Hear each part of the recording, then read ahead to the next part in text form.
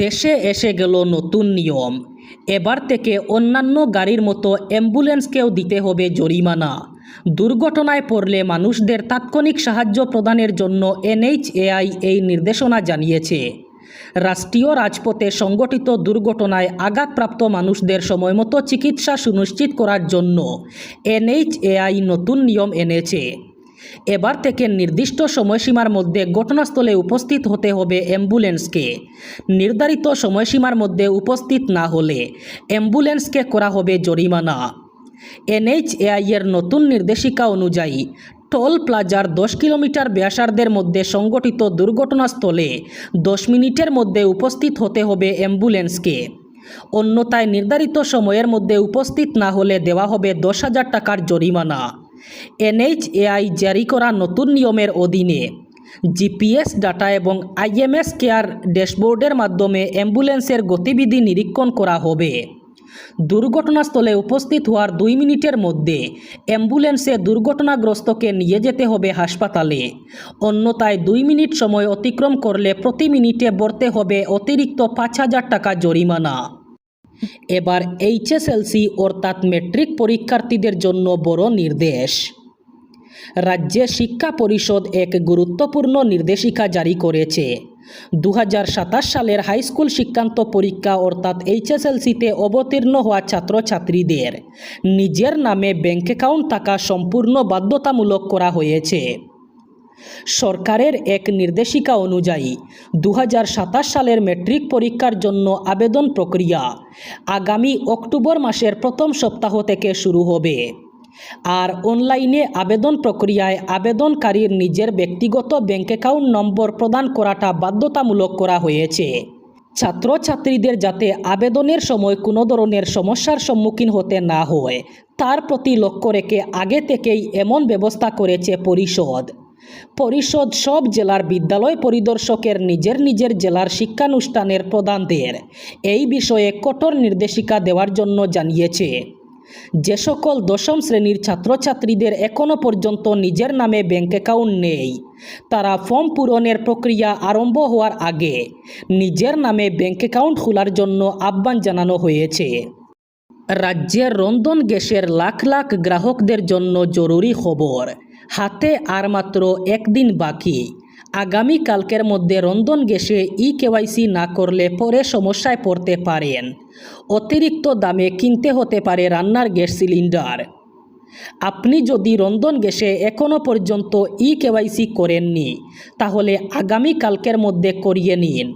16 August পর্যন্ত রন্ধন গ্যাসে কেওয়াইসি না করলে এরপরে 2,000 টাকা পর্যন্ত দামে কিনতে হতে পারে রন্ধন গ্যাস। কেওয়াইসি না করলে চিন্তায় পড়তে পারেন আপনিও, কারণ আগামীতে অনেক বেশি দামে কিনতে হতে পারে রান্নার গ্যাস সিলিন্ডার। আপনি কেওয়াইসি ঘরে বসেই নিজের মোবাইল ফোন দিয়ে করতে পারবেন। সেই সাথে আপনার পার্শ্ববর্তী রন্ধন গ্যাস এজেন্সিতে গিয়ে আধার কার্ডের মাধ্যমে আপনি কেওয়াইসি সম্পন্ন করতে পারবেন। এবার রাজ্যের সাধারণ মানুষ এবং ছাত্রছাত্রীদের সুরক্ষা প্রদান করতে বড় পদক্ষেপ নিল অসম সরকার। রাজ্যে চালু করা হলো 200টি মোবাইল পুলিশ ভ্যান। রাজ্যের কোনায় কোনায় 24 ঘন্টা অ্যাক্টিভ থাকবে এই মোবাইল পুলিশ ভ্যান। ছাত্রছাত্রী থেকে বৃদ্ধ মানুষদের সবাইকে যে কোনো মুহূর্তে যে কোনো জায়গায় সাহায্য করবে এই 200টি মোবাইল পুলিশ ভ্যান। এমনই জানিয়েছেন রাজ্যের মুখ্যমন্ত্রী ডক্টর হিমন্ত বিশ্ব শর্মা। এর জন্য চালু করা হয়েছে একটি টোল ফ্রি নাম্বার। এই টোল ফ্রি নাম্বারটি হচ্ছে 112।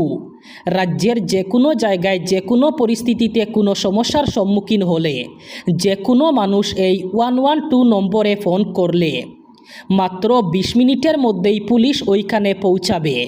মুহূর্তের মধ্যেই অ্যাকশন নেবে পুলিশ প্রশাসন। যত্রতত্র আর থাকবে না গুটখা পান মশালার পিক। বড় সিদ্ধান্ত কর্ণাটক রাজ্য সরকারের। নিষিদ্ধ করা হলো পান মশালা এবং গুটখার বিক্রি।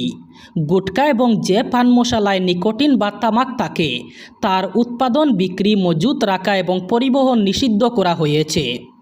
অবিলম্বে এই নিষেধাজ্ঞা কার্যকর হচ্ছে। 1 বছরের জন্য এই নিষেধাজ্ঞা কার্যকর থাকবে। গুটখা ও পান মশালা নিষিদ্ধ করার সিদ্ধান্ত নিয়েছে কর্ণাটক সরকার। সরকারের কমিশনার ও ফুড সেফটির তরফে নির্দেশিকা জারি করা হয়েছে। বুধবার থেকেই এই নির্দেশ কার্যকর করা হয়। 2006 সালের ফুড সেফটি অ্যান্ড স্ট্যান্ডার্ডের 30 ধারার অধীনে নিষেধাজ্ঞা জারি করা হয়েছে। নির্দেশিকায় বলা হয়েছে, গুটখা ও পান মশলা রাজ্যের মানুষের স্বাস্থ্যের উপরে প্রভাব ফেলছে। তাই রাজ্যে গুটখা ও তামাকযুক্ত পান মশলা বিক্রি নিষিদ্ধ করা হচ্ছে 1 বছরের জন্য। প্যাকেটজাত হোক অথবা খোলা, কোনো গুটখা অথবা পান মশলাই বিক্রি করা যাবে না।